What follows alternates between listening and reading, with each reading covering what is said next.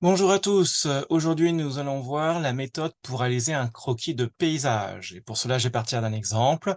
C'est cette photographie représentée ici qui représente un paysage du port de Yangshan qui est effectivement dans ce cas-là donc à quelques kilomètres du grand port de Shanghai en Chine. Donc la méthode je l'ai marquée ici, elle se fait en 4 étapes. Donc vous devez d'abord nommer les éléments du paysage dans la légende ici. C'est une chose importante, ne coloriez pas avant d'avoir tout nommé, parce que sinon vous risquez de faire des erreurs dans les coloriages, notamment dans le choix des couleurs.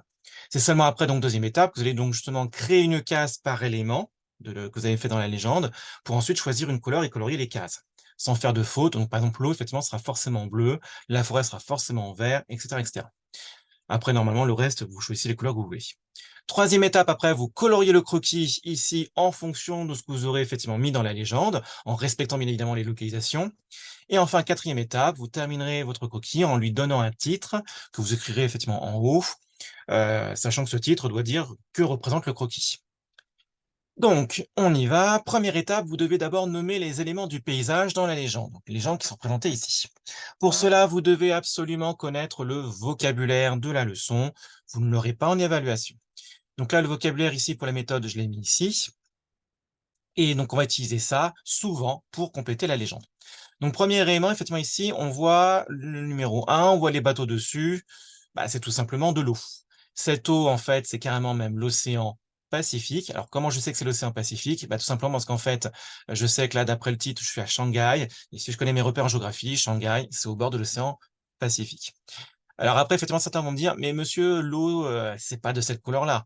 Bah, si jamais effectivement, par contre, il y a des alluvions, c'est-à-dire en fait de la terre qui a été drainée sur des centaines de kilomètres à travers un fleuve qui est le Yangtze qui, donc pour le coup justement se jette du côté de Shanghai, si, là pour le coup effectivement l'eau elle va être de cette couleur-là. Mais pour le coup effectivement donc là, c'est bien l'océan Pacifique, donc justement dans la légende, allez c'est parti, je marque océan Pacifique. Je n'oublie pas effectivement de mettre un P majuscule parce que donc là pour le coup, c'est un nom propre. Ensuite, le deuxième élément de paysage, c'est ce que je vois effectivement ici, représenté par le numéro 2. Donc, je vois que ce sont des bateaux, mais des bateaux qui portent donc justement des grosses caisses métalliques qui sont justement les conteneurs. C'est-à-dire les grosses boîtes, tout simplement, qui permettent de transporter à l'intérieur les différentes marchandises. L'avantage, c'est qu'elles ont une taille standardisée. Donc, autrement dit, c'est facile de les poser un peu comme des Legos, en fait, les unes par-dessus les autres. Ça pose aucune difficulté, je veux dire, de manipulation et de superposition. Donc les bateaux qui transportent les conteneurs, ça porte un nom précis, c'est marqué dans le vocabulaire ici, ça représente justement à ce dessin-là, c'est ce qu'on appelle un porte-conteneur. Donc autrement dit ici, bah, je vais marquer porte-conteneur. Ensuite, effectivement, là, pour le coup, derrière, en numéro 3, je vois des choses rouges et blanches. Donc, certaines ont un bras qui est levé, d'autres, effectivement, qui ont un bras qui ont baissé. Ça ressemble donc, en fait, tout là, tout simplement à ceci. C'est ce qu'on appelle une grue portique. Autrement dit, ce sont des outils qui permettent donc d'aller chercher les conteneurs sur les bateaux pour après les transvaser, pour le coup, sur le quai, ou inversement, de prendre des conteneurs qui sont sur les quais pour les mettre sur les bateaux. Donc, je vais marquer, donc, ce sont des grues portiques. Oula, pardon. L'orthographe. Ensuite, en numéro 4, effectivement, là, pour le coup, bah, je vois tout simplement, donc après, les grosses caisses sont justement les conteneurs. Donc là, il y en a plusieurs, bien évidemment. Oula, voilà. Et effectivement, donc derrière, alors là, effectivement, pour le coup, ce n'est pas dans le vocabulaire à retenir ici, hein, on voit que ce sont tout simplement des sommets élevés, ce sont des montagnes. C'est en fait simplement, donc là, pour le coup, quelque chose effectivement d'assez simple à nommer. Donc là, ça y est, j'ai fait la première étape. Il s'agit maintenant donc, deuxième étape, de créer une case par élément dans la légende. Eh bien, c'est parti, je vais créer une case par élément dans la légende, juste devant. Oup, voilà, en face à chaque fois. Ça va me servir en fait simplement de figurer de surface que je pourrais mettre après dans le croquis, parce que là on colorie que des zones. Donc et après maintenant, effectivement, on va colorier chaque case d'une couleur différente.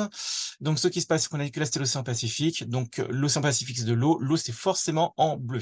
Même si là effectivement vous me direz, mais monsieur là effectivement c'est pas bleu, on prend du bleu quand même. On laisse tomber les alluvions. Pour les porte-conteneurs, bah, effectivement, là, pour le coup, là, je vois effectivement dans ce cas-là, donc 2 porte-conteneurs. Je prends la couleur que je veux. Bah, je vais prendre, par exemple, allez, du orange. Voilà. Ensuite, là, effectivement, pour le coup, je vois les grues portiques. Donc là, effectivement, je vois qu'elles sont rouges et blanches ici. Bah, je vais prendre du rouge. parce que la couleur reste disponible. Ensuite, on a les conteneurs ici. Bon, puisque là, elle est orange, je vais mettre du orange, mais après, ah non, je peux pas prendre du orange, c'est déjà pris. Bah, je vais prendre, par exemple, dans ce cas-là, du jaune. Voilà, comme ça, la couleur n'est pas prise. Et enfin, il y a les montagnes. Comme effectivement, je vois qu'il y a du vert dessus, bah, allez, pour le coup, je vais dire effectivement les montagnes, hop, en végétation, parce que la forêt est en vert. Voilà, donc là, pour le coup, j'ai fait la deuxième étape. Troisième étape, là maintenant, je dois colorier le croquis en fonction des couleurs choisies dans la légende, en respectant les localisations. Là, donc, par exemple, là, la montagne, elle est ici. Donc, hop, parce que j'ai toujours le vert là en main, je l'utilise. Ça y est, j'ai colorié la montagne. Après, l'océan Pacifique, je le fais en bleu. Donc, l'océan Pacifique, c'est devant, c'est ici. Hop, voilà, c'est fait. Les porte-conteneurs sont juste là. Je vais prendre la bonne couleur, je vais mettre en orange. Parce qu'il y en a deux là, il y a deux bateaux. Ensuite, les grues portiques, effectivement, pour le coup, je vais les mettre en rouge, donc, comme indiqué dans ma légende. Donc, il y en a là et là, dire là et là. Les conteneurs, donc juste derrière, en jaune. Donc, autrement dit, ça va être là, là. Et je n'oublie pas les petites cases ici, voilà. Et ça y est, j'ai fait la troisième étape. Il reste la quatrième étape. J'écris un titre correspondant à ce que représente la photographie. Bon, là, c'est pas trop compliqué, parce que justement, il y avait un titre pour la photographie juste là. Donc, j'ai plus qu'à le réécrire. Donc là, effectivement, pour le coup, ça va être le port. Oula, avec un P, ça sera mieux. Donc, de Yangshan.